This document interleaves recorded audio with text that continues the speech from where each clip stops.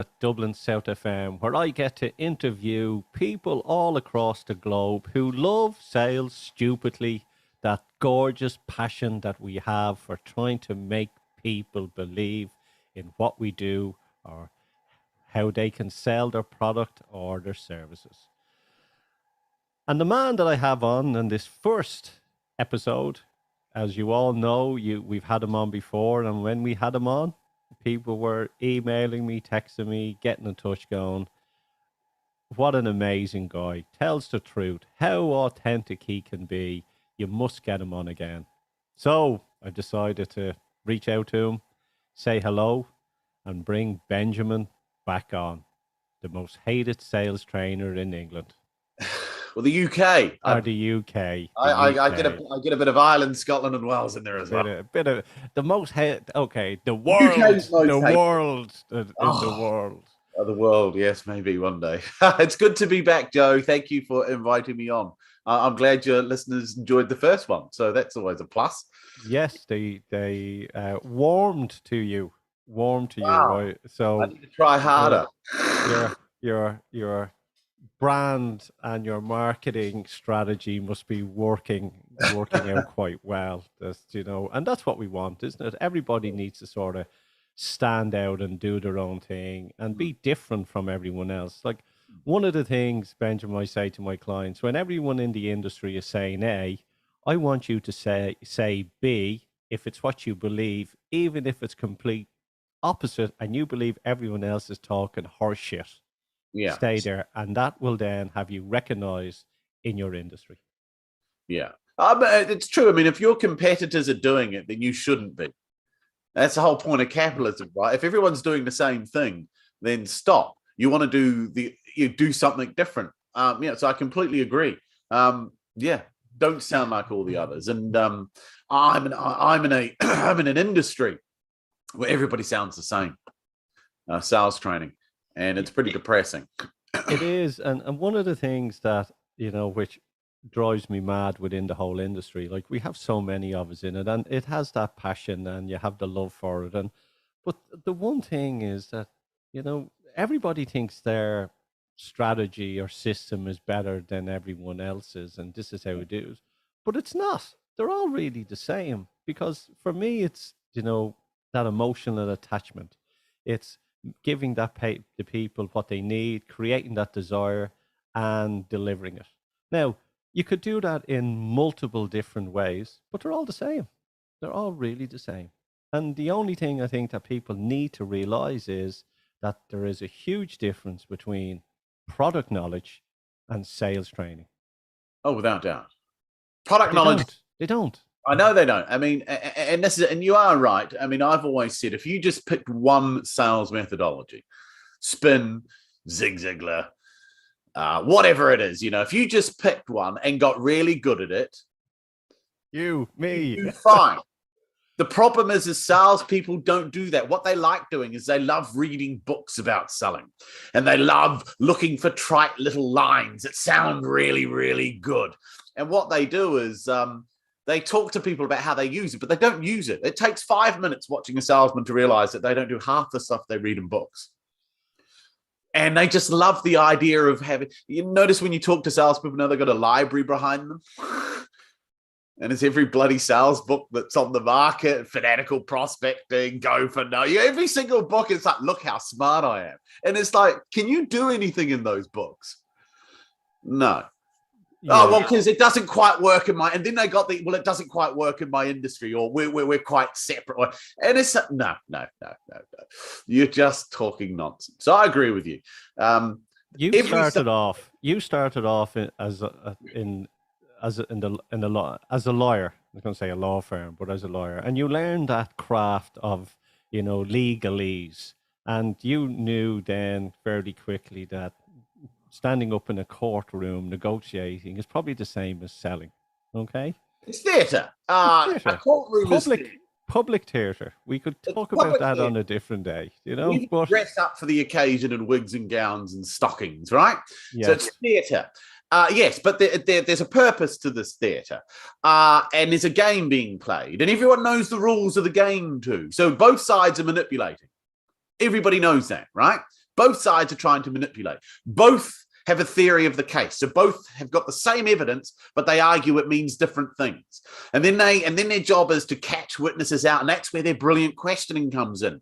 So lawyers, people say they're wordsmiths. And so what they've done is they know the power of language, because language is very, very, very important. And understanding how to use language is very important. Something most salespeople don't know. They ask bad questions in bad ways at the wrong time. A great skill is asking the right questions in the right way at the right time and having certain structures for questions designed to get certain responses. So lawyers are the same. Everybody knows there's manipulation going on.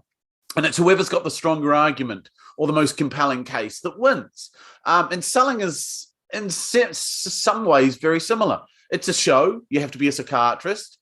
You have to be an actor. You have to have great communication skills.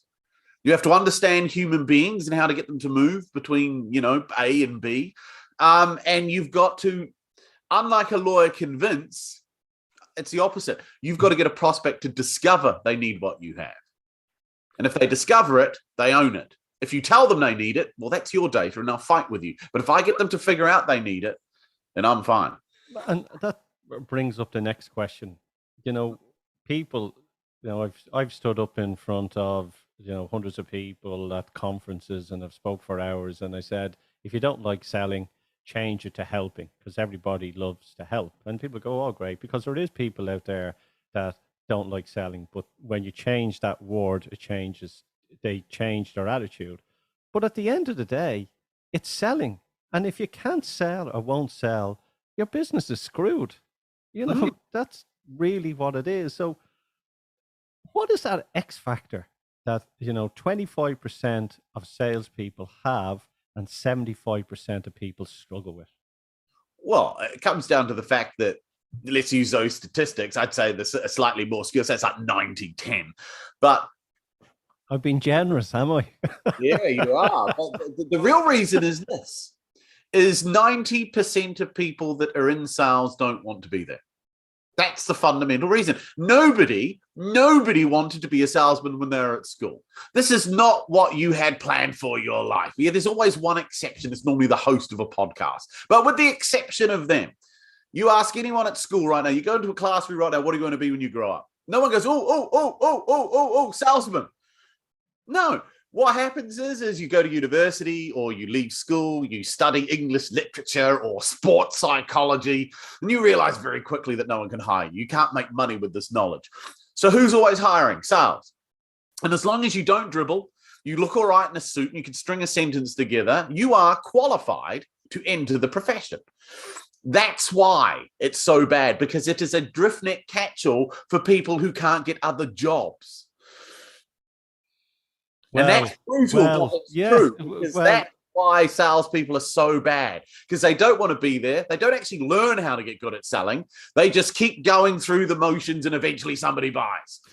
Selling, yes. Selling for me was at an age of 13. I realized that I love doing this.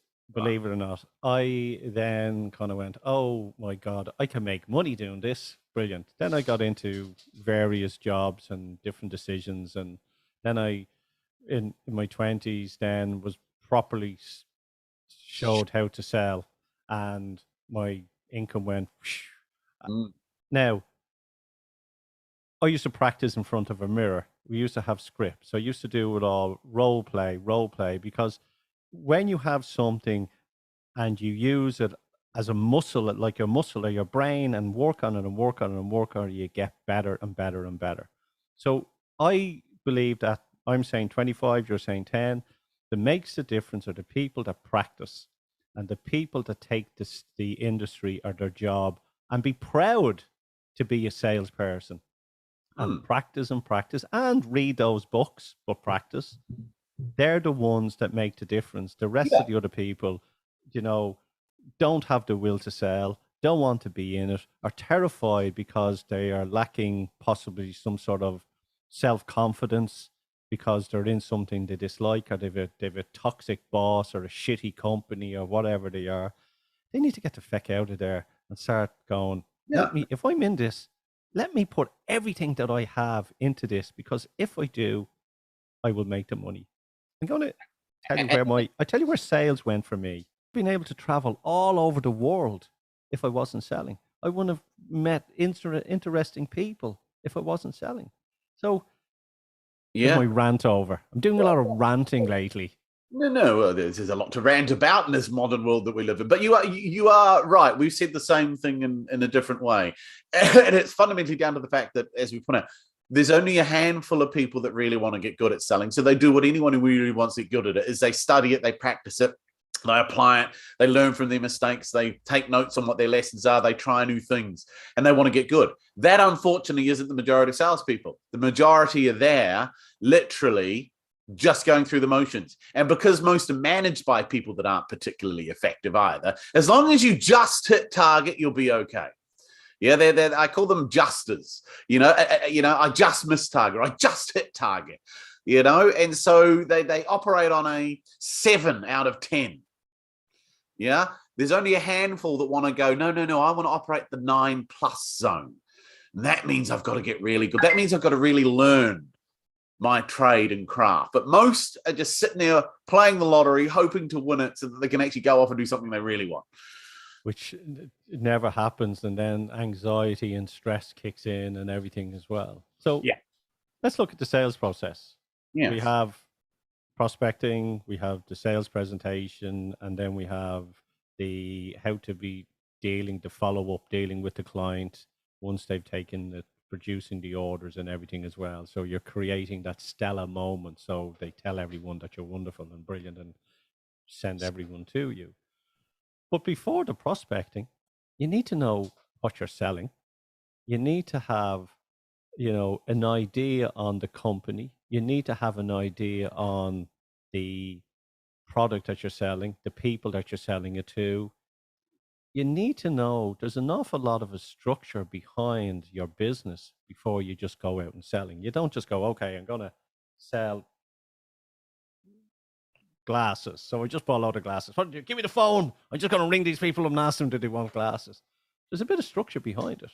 Yes. So do you, Benjamin, go through that structure with people before you get into the selling process? And the reason I ask it, before I even get into that with clients, I go through a whole process to find out, do they have a notion of what they're doing? Do they have structure on their business? Or is it just pie in the sky? And there's a lot of work that goes into that before we even get into the selling process. So it's like with anything. If you've created a product or a service, the first thing, if you're smart, you've created something that fixes something. Yeah, it's no point creating something that you like only to discover that nobody else cares for it. So it's got to fix something. So Thomas Edison, spent years trying to create the light bulb. And he knew that this fixes a huge problem. If people can light up their house, they're going to buy this thing. So he created something that fixes a problem. And one of the problems that most salespeople have is they view selling from the wrong perspective. They're always coming in to talk about what they do and how they do it and why they do it, which is great, but it's product knowledge, right? What they don't focus on is, what do we actually fix? What does our ideal prospect, what does that person bitching or moaning about right now? And they have absolutely no idea that we have the solution, which means they won't be using any of our language. They won't be saying or talking in any way that we're talking about our product, because that's all product knowledge based. What are they moaning about right now? What are they sitting in their office screaming at? And we're the solution. And this is what salespeople need to really understand, because if you want to engage with anybody, you need to talk about what it is that you fix. Because if they say, well, I don't recognize that, I don't have that problem, I've never experienced that, they're not going to buy your stuff. It's that straightforward. And so my goal, whenever I get in front of somebody or before I pick up the phone, is to figure out, well, do they have salespeople? That's the main question. If they have salespeople, then I know statistically they're going to suffer from one of these 5 problems. I don't know which one of them it is. They're going to tell me. Some may have none of them. Doesn't mean they won't have them in 6 months. I'll phone them in 6 months. But I'm going to phone them up and find out, do you experience any of these? If he says yes, there's a good chance we'll end up working together. If he says no, I'll call him back in 6 months and ask again. Because the reason I know I'll call him in 6 months is because at some point, someone in their business cycle has to suffer from these 5 problems. So salespeople often get that wrong. And they spend a lot of time I find they spend too much time trying to research a business. They need an angle. They need an in. Yeah, they spend more time on LinkedIn looking Yeah. up and doing the data, and that's just the fear It's the on it. But procrastination avoidance. And you don't need an in. What do you fix? You've created something to fix something. If they have the problem it fixes, then there should be a conversation. So here's the one thing that I've learned. I'm in sales. God, I feel like I'm starting to be a granddad of sales now. I've more years closer to my retirement than I have to try to, that we go, oh, Yeah. that's my why now. I realize I've 12, 14 years left to retire. And I went, shit. So there's one thing I've learned over the years about prospecting is when you see it first, and this is my wisdom, you hate it because you don't feel comfortable, right? But then you create a system that you work on, and if you work on it every day, that you lose that fear and you get better and better and better and better at it. And whatever that system is, you try it, it doesn't work, you tweak it. You try it, it doesn't work, you tweak it. You try it, it doesn't work, you tweak it. Like I've jumped on LinkedIn and I've wrote messages to people on LinkedIn testing, and they've defriended me. Right, that doesn't work. Right, exactly. Yeah. Or so for what I would recommend. Now you can, we all have a different opinion. Is I reach out to people on LinkedIn or social media, just connect with them, then look at their website. I will then just go, look, great to connect here. Love to follow your journey. If I can help you with A, B, or C, let me know. And I wait for them then to come back with a response. If they don't, I'll send them then an article or something on it. If they come back, I'll get into a conversation and try and get them on a Zoom call with a chat. If I get on that chat, have a chat, I'll gauge it to see if it's a selling process or a fact finding. What's working with them, what's not. Next time, if I do want to come back with, I go, look, have something here. I've been listening to what you've been saying and been doing a bit of research. Get jumping back in. But it's listening to what they have, listening, asking those questions to see what issues they have, find out what 3 issues they have. If you're saying 6, I say 3 issues they have. Then come back with the solutions for them, or ask them, what have they done in the past to resolve them? Come back with the issues. I have a gauge meter to see where they are. Are they, at a scale of 10 or 1, or where they want to move forward in their business?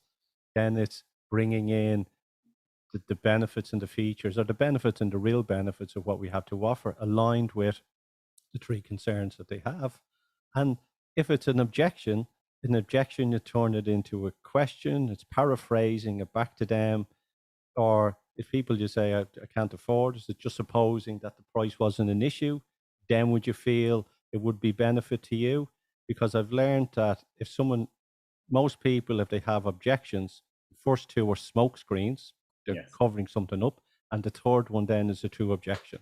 So you have to do a sort of a loop with that to find out what it is. And once you've done that, then you can answer the question. So, and the real thing that I've learned, that if you do the listening part in the very beginning and listen and answer questions and tease out that, you have very, very or no objections at the very end. Yes. That's you could write it. There's a book, 5 pages. Exactly. We were discussing that before the podcast. Apologies. Radio show. You're on the radio now. No, we're not live, right? No. We were discussing that before the podcast, and people say to me, "Why haven't you written a book?" I said, "Because it's not actually a lot to put down on paper. This isn't complicated stuff. Most sales books are just built up with a lot of fluff to, get the page number up." And you are right. For me, I approach selling from the viewpoint that there are more reasons for someone not to work with me than there are to work with me.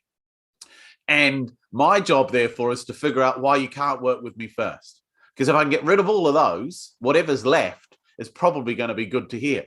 And there are more reasons for someone not to work with me. And as you say, they chuck things like price. too expensive. Time, resources, and other things. And there's all these things in order for something to work well that they have to commit to. So I focus my time. There's a book even written called Go for No. There's so many books out there about Go for No, but I am actually committed. When I get in front of a prospect, let's find out why we can't do this. Because if we can't, this meeting's over. And it's amazing when you start to have that discussion with a prospect. Do you know how hard it is to get prospects to say no to you when you actually ask them to try and say no? Because they start to justify why they don't have those issues. It's fascinating, and I enjoy it immensely. But the one thing then what's just popped up with me is that a lot of people, when they think of sales, then they think of resistance. So it's not just a flow or an enjoyable experience. They go, right, and there's this tension or resistance in them before they even get into it. Yes. Yeah. To many, it's an adversarial system. But I call it the sales matrix. And the sales matrix was created to keep salespeople at arm's length. The prospect created it. We do it. We all do it. So the first thing we will ever do to a salesman, and we all do it, I do it, you do it, is we lie. And by lie, I mean deceive. We deceive. And how do we deceive? We tell half-truths. We do omissions. We exaggerate. We embellish. We leave things out. So when somebody says, are you the decision maker? You go, yes. But you also know you're going to discuss it with your wife and she could ultimately overrule you. Yeah? Or they ask you, what's your budget? And you say, I've got about 80 quid. You know you've got 100, maybe even more, but you don't give them. So the first thing we do is deceive. Yeah, because we don't want the salesman to know the truth. And then the next thing we want to do is pump them for information. I want to extract from you as much information for free without committing to anything. So that's why I invite you in and say, hey, look, very interested in what you do. Love what you guys are up to. Can you just help me understand a little bit more about what is it you do? How do you do it? Who do you work with? How long does it last? What would you expect? And they ask questions, and the salesman's loving this because he gets to vomit how smart he is and how much he knows. And as this is going on, the salesman's feeling good and the prospect's pumping you and then making notes. And at this point, then something happens. The meeting comes to a natural crescendo. And the salesman then says, this is my moment. And then he goes in for the commitment. So, Mr. Prospect, what do you want to do? Or how do we move forward? And at that precise moment, because the prospect knows that's coming at the end of the plundering phase, the moment this conversation gets to this point, they know you're going to do this. Instantly, the prospect instantly has their get out of jail card. And this is where they come up with stalls, objections, or higher authority. All of a sudden they go, look, I'd love to move forwards with you, but unfortunately I need to discuss this with X, Y, and Z. But at the beginning when we first spoke, you said you were the decision maker. Ultimately I am, but I'm not going to make this on my own. Or, well, you're more expensive than the other companies we've met. Or, well, look, I'd love to do this, but our budgets won't be set until next quarter, so we can't do anything. So they give some reason why they can't move forwards. But then they say, I'll tell you what, you couldn't document your stupidity for me, could you?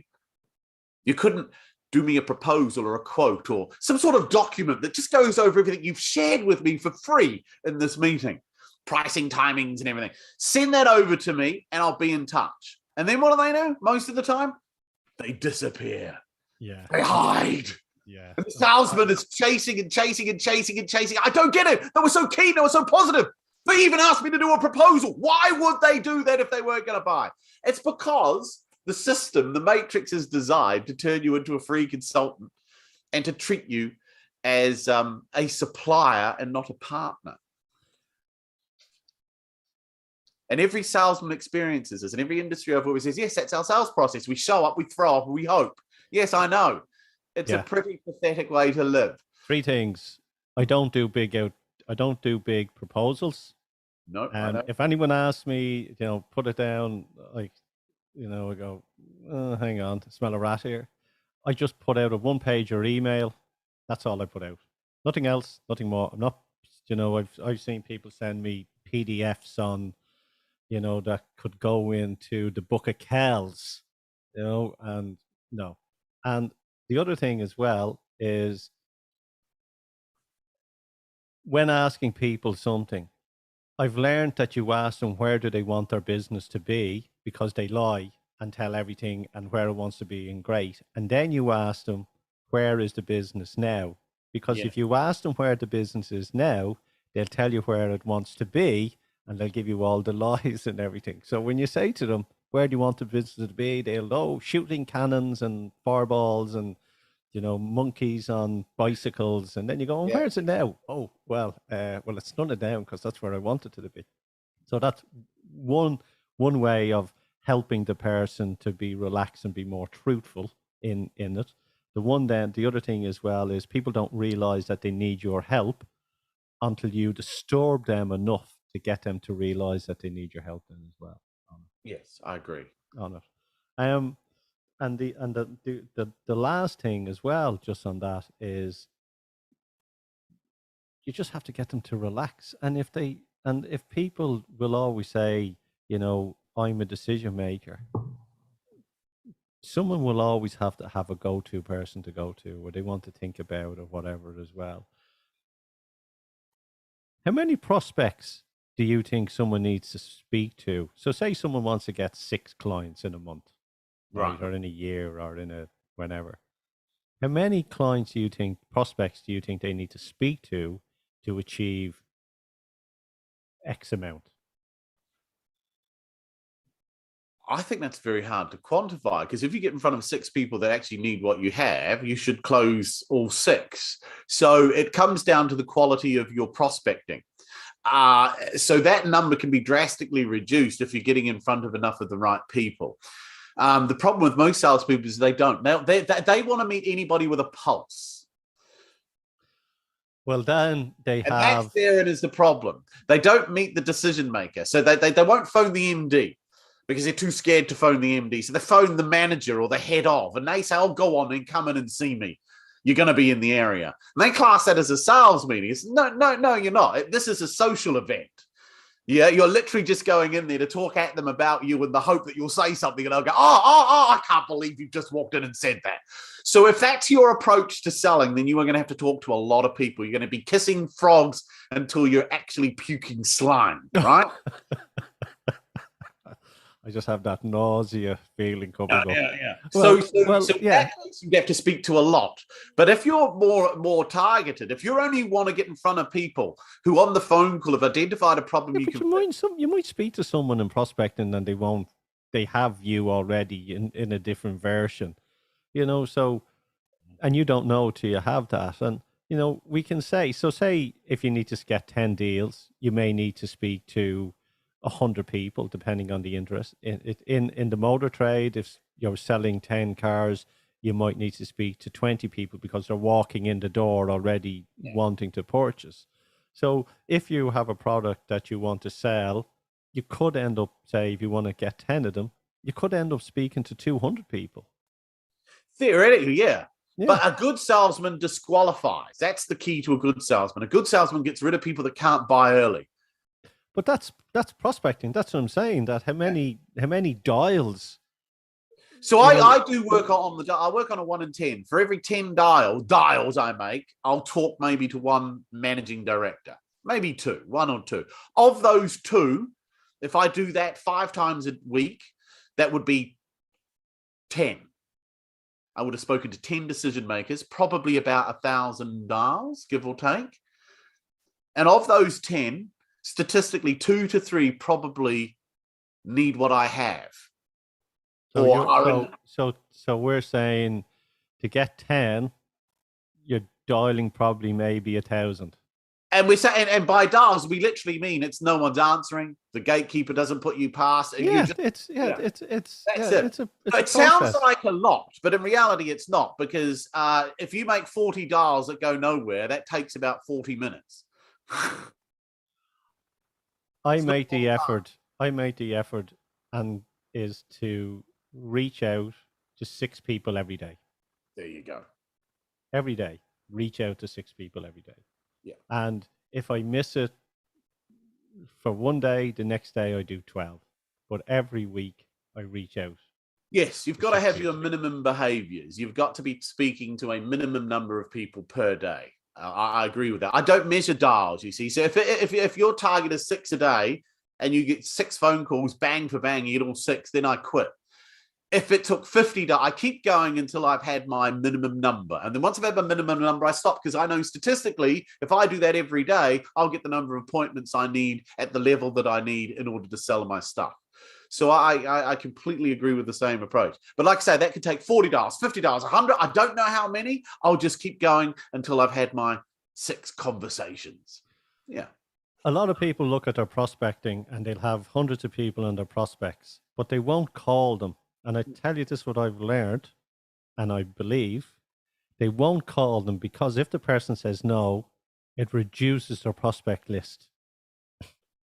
Oh, yeah. Well, the problem with salespeople is the only thing most of them really care about is hope. Hope is a very dangerous thing. It is. That's why sales, yeah. But hope is what's up. See, hope you can stick in the pipeline at 65%. I don't you believe can't in hope. stick a no in the pipeline, you see. So they'd rather take a think it over. That's why they love thinking over. That's why I see people take a thinking over, because a thinking over is hope. It's not dead yet. It's not dead. It's alive. I can talk about that at Monday's sales meeting. Go in with a no, and I've got a prospect. But most salespeople don't want to prospect. That's the other thing. They think it's beneath them. Let's be blunt. Most people think it's beneath them. There's something a little grubby and a little dirty about phoning up a stranger and then trying to get them to want to talk to you about what you do. So most people shy from it. Why are people frightened talking? You mentioned there people are frightened to speak to MDs.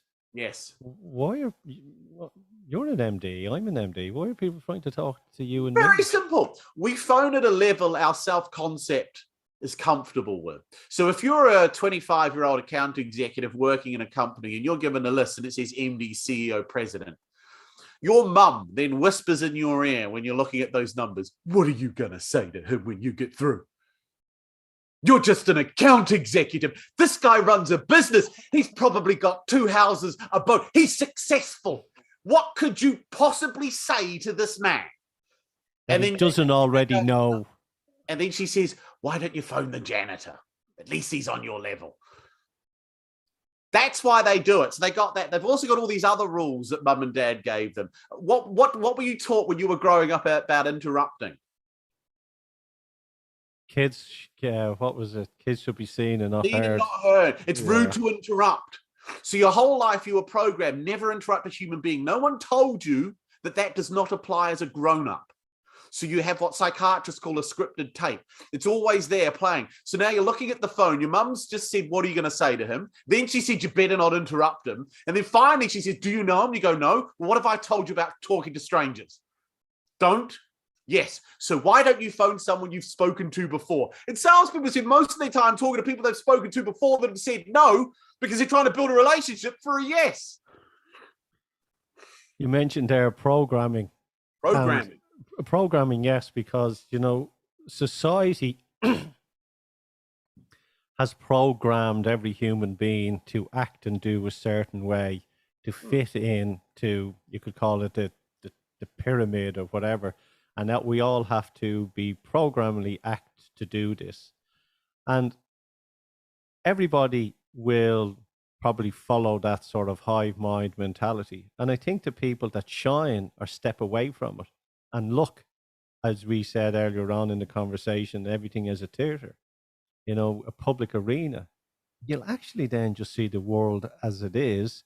You'll actually laugh and you'll step into that arena with a better bag of tools, tricks, conversation, and you'll be able to navigate around it a lot easier. Well, the Romans, long before modern psychiatry came along, knew this, because they had a saying, give me the boy until he's 7 and I will show you the man.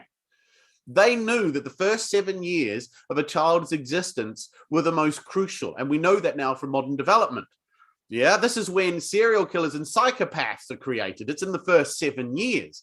It's nurture v nature. You've got some of those arguments. But we also know that that's when all the programming is put into school, in your classroom. Your parents. Yeah, don't talk to strangers. It's rude to interrupt. Be seen and not heard. Don't challenge. Always answer a question when you're asked one. This is drilled into you. Losing creativity. Oh, yes. Intuition and lateral thinking, all gone out the door. The modern school system, it's even now affecting universities. They don't teach you it. They program you to behave a certain way. Yeah. And it's be a good little citizen, pay your taxes, don't question authority. And so, yeah, school is useless. If you can leave school and you can read, write, and add, you pretty much got all you need from school, because the rest of it you learn in the real world, right? I've never once had anyone ask me what I got in my final year of school in my exams. What the hell does it matter what I got in geography or math with statistics when I was 17 years old? None of this matters. So our programming dictates how we behave. And we were trained to be buyers as children too. We watched our mum and dad lie, deceive. We watched them ask for quotes and do nothing. We watched them get proposals and do nothing. We watched them argue over price. We watched them say it's too expensive, then get it cheaper. And then your dad said, I would have paid full price, but Get just out. gonna try.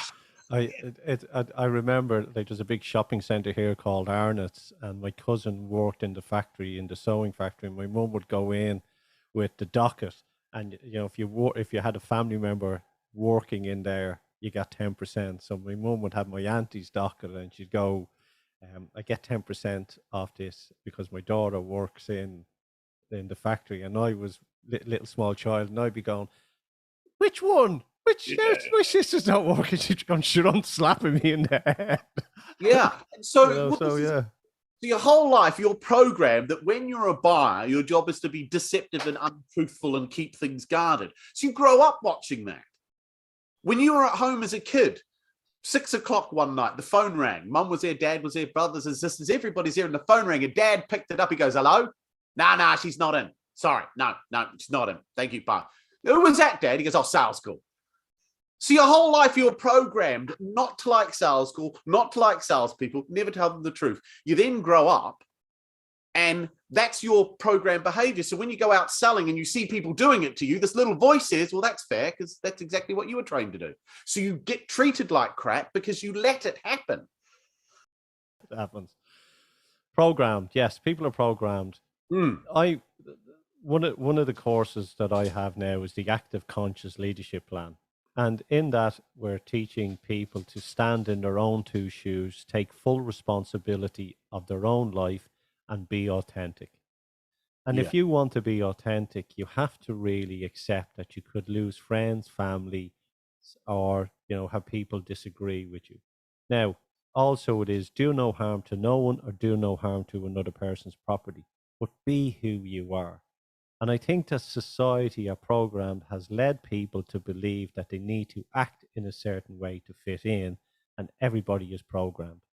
So, from a salesperson's point of view, from a leader point of view, or a general manager, CEO, you need to basically have a pair of rocks and actually be able to just be who you are. And if one of them does that, the company will thrive. Would you agree with me? I would challenge to a degree some of it. If your authentic self is a knob, then no, don't be you. And that's an important thing, because we say selling is theatre. Theatre is acting. At times, this is the problem. You see, we all have personality types, depending on which personality profile system you choose to use. There are various ones, right? And we all fall into a shade. Some personalities naturally clash. So, for instance, what's interesting is people that tend to rise to the top in business and politics and sports, they have what they have known as a high dominant personality. They're very driven, very assertive, big thinkers, they take risk. That's a certain type of personality. And then you get someone on the other side who goes into engineering, solicitor, finance. Now, they're very different from a dominant person, because these people are more interested in facts and figures and detail and specificity. The other guy isn't. So you get this. That's why they suit each other. One manages the company, has the vision. The other job is to keep him on track with all the numbers and make sure everything adds up and together. And so the problem we have is, if you get someone who's a big fat guy in a Hawaiian shirt who loves talking about himself, and you stick him in front of a guy in a pinstripe suit that's only interested in facts, figures, and detail, the odds of them doing business is drastically reduced, because they're not like each other. So a good thing that a salesman can learn to do is adapt his behavior to suit the prospect. Now, when good at that, it becomes authentic because it becomes your style of communication. You can have an authentic communication style, but I don't believe in the adage just be you, because I think just be you is wrong, because some people are just fundamentally flawed.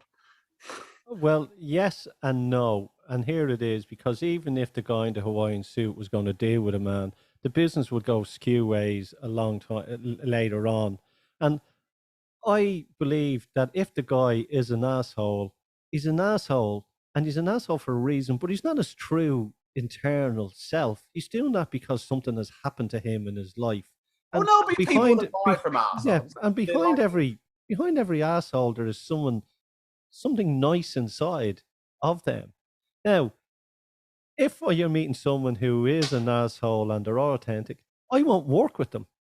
There is another Benjamin or Joe somewhere else who is an arsehole that will work with them. So but this is it. This is it with people like you and I, because we have the courage and the confidence to say no to people. A lot of salespeople can't say no because they're desperate for the business. And this is why businesses get into trouble, because they have salespeople that take on anything because their sole focus has got to hit target. That's often driven by a lack of prospecting and a lack of skill, because most salespeople only do just enough to get by. But then the person owns you. You're not working with them. They own you. If you take on, if they sell something to someone and they have the upper hand and they're as I said, do no harm to no one, no another property. But if you take on that asshole, they then own you, and you, instead of being equal, you are below them. And everybody in business should be equal at all times. We've said this before, we all sit on the loo at the same time. Easier said than done. And that's the thing with it. Selling is intellectually easy. There's nothing intellectually complex about selling well. It's the emotional reasons why people can't do it. It's their head trash.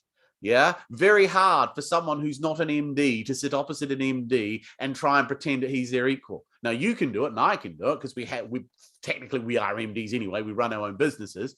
But before I thought like that, I had to pretend to be like that, until eventually it ceased to be a pretense, and it's just, actually, this is who I am now. So that is very important, and it's easy to say that you're equal, but it's how you act that will determine whether or not you truly believe that. And that's why I watch salespeople. I don't listen to a word they say, I just watch them. And it's very easy to see someone says, no, I believe I'm their equal, and then you watch them. You don't behave like someone that thinks they're your equal, though. Nerves. Yeah. Fear of not being liked, fear of upsetting. But that's where being authentic and where I'm saying, take full individual responsibility for your own life and stand in your own two shoes. And if you start with that, then the whole process of sales and delivery and who you are and what you become all can change, because everyone believes that they need to. Like, I do not believe in faking it till you make it. I don't believe in that. Because faking it to the make it can set you down to disasters of it.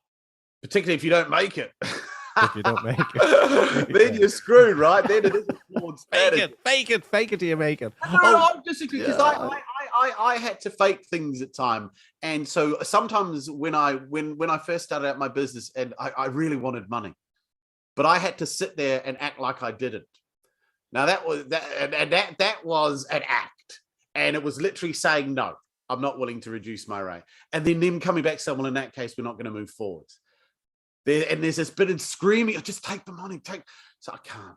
So there was an element of that until I felt comfortable. Now I don't have to think like that, because I just behave that way naturally. But there is an element of that. I think learning new behaviors, learning to ride a bike, you're faking to ride a bike until you're pretty good at it. Yeah, okay. Well, there's elements of faking it. There's people out there who you listen to them and they're talking. Yes, there are those, but if you can spot them, then you know they're fakes. You see, that's anything that you do well, people can't see. No one can tell you why. Well, you can't see why Tiger Woods is good, but you know he is. But he knows exactly why, because he's got everything down to the finest. Yeah, practice. Practice. Yeah. Commitment and practice. Yeah. Look, we're going to be jumping off here in a minute, and the one thing which, as the world is going through many changes, what I'm realizing is that as everybody's attention is now being drawn to the TVs and what's going on in the world, the people that actually don't get drawn to that and let that fear come in and let their emotions be driven by what's going on and start focusing on their business will be the ones that will triumph this year and next. And I think that selling is now going to play a bigger part than ever before in the last decade, because the last decade it was order taking with a lot of things. It was product knowledge and a little bit of selling. And I think now that pendulum is swinging back again. The law of nature is swinging back again, that people are going to have to really home in on the craft of selling and closing more deals. What's your thoughts? I agree. I think for the last decade, salespeople have bought into this ludicrous idea that consumers want to be educated, and that consumers are more educated. And so your job is to pump out more and more information about your stuff. And then so and they've got all these funnel systems, don't they? And it's the nurturing the funnel and all of this. And all it's done is to solidify and codify being an order taker. And the problem is prospects don't know what they want, because if they did, they probably wouldn't be talking to you in the first place. They would have fixed their problem. So I agree with you. As the world gets more competitive, more price driven, then you have to be able to sell. And order takers, well, let's look at it this way. During COVID, I spoke with a lot of MDs, and a lot of them found COVID a wonderful break from normality. Because do you know what so many of them said to me? They said, I've actually managed to lay off like half of my sales team, but the same amount of money keeps coming in. Oh, yeah, why? I realize in the good times, we just had order takers. I've got guys that used to say to me, I can't prospect because I'm on the road. I've got to go do my bit, blah, blah. 2 years, they couldn't leave their home. Still didn't prospect. Yeah. So COVID was a great leveler. It made a lot of managers and owners realize that they've got people there that they don't need. And you will be cut if you're an order taker, because AI, the future's changing. A lot of this stuff is going to be automated. You don't need a human being to take an order. This all started, believe it or not, in order taking, and salesmen weren't required, was in the 50s, when the white goods industry was taking off and everybody had more disposable income. That was in the 50s. And now we've had, the early 2000s, we're going now into the 20s. Selling is coming back. I do believe that craft and people need to be able to know, because it's going to get more competitive. And let's be blunt. The last 2 years, the world's been through a bit of a strange patch, but the good salesmen have still made a lot of money. The bad ones haven't. So the economy, there was still the same amount of money sloshing around the world. Yeah, nothing changed. All it changed was where people were working from. But that destroyed some people who called themselves salesmen because they couldn't take an order. Yeah. So no, it's good salesmen always do well in bad times. Your tip for the day. Tip for the day. Give me one tip. One tip for the day. Don't eat yellow snow. Don't eat no. Yeah, that is a good tip. There are so many tips you'd want to give people, but if I was to give one, we haven't gone in depth on this today, but the key to being a professional is no emotional attachment to the outcome. Your lawyer doesn't care about what's going to happen to you at the end of the trial. All he cares about is what he does every single day and every minute of the trial until the jury goes out. And then whatever they decide, well, that's out of my hands. Selling is the same. You control everything up to the point where the prospect has to make a decision. If you do all of that well consistently and you practice getting that right and only focusing on making sure that you ask the right questions in the right way at the right time, that you know when to empathize, that you know when to challenge, when you get that all figured out and you just do that well, your results will become predictable and consistent. But if you're only ever focused on, got to get a meeting, got to get a sale, got to get this over the line, and that's driving you, you will fail more than you'll win. That's force. That's force, not flow. Yeah. And one of the things as well, if you do lose the sale, just don't beat yourself up about it. Just go, okay, I made I made a mistake. We all make mistakes. I make mistakes. I would have got deals and gone brilliant, and then I've said something, and I've analysed it.